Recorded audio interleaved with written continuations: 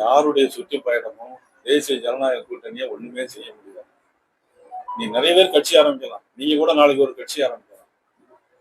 ஆனா நீ ஒரு கவுன்சிலரை கூட ஆகல, ஒரு எம்எல்ஏ கூட ஆகல.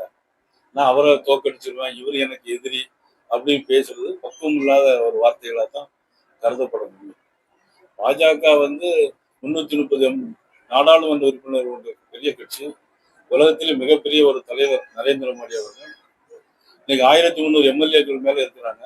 நீங்க ஒரு ஆள் ஒரு சின்ன இன்னைக்கு ஒரு மாநாடு மட்டும் போட்டுட்டு எனக்கு எதிரி அப்படிலாம் சொன்னா அதை எப்படி ஏற்றுக்கொள்ள முடியும்? கூட்டணி என்ன ஒரு 8 மாசம் இருக்கு, நிறைய கட்சிகள் கூட்டணி வந்து சேருவாங்க.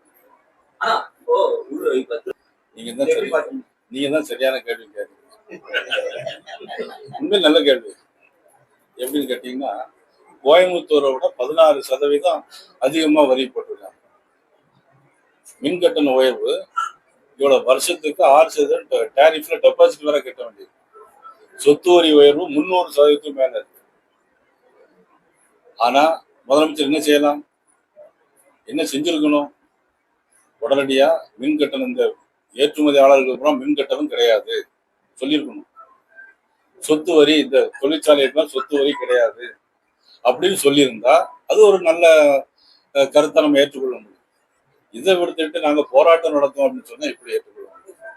ஒரு மாநில அரசு என்ன செய்யணும், ஒரு மத்திய அரசு என்ன செய்யணுங்கிற வேறுபாடுகள்லாம். அதனால மத்திய அரசு மாண்பு நிதியமைச்சர் அவர்கள் சொல்லியிருக்காங்க, மாநில அரசு தமிழ்நாட்டு மக்களுக்கு திருப்பூர் ஏற்றுமதியாளருக்கு என்ன சொல்ல போறாங்க, என்ன சொல்லியிருக்காங்க, அதை நீங்க தான் கேட்கணும். அதை கேட்டு மக்களுக்கு சொல்லணும்.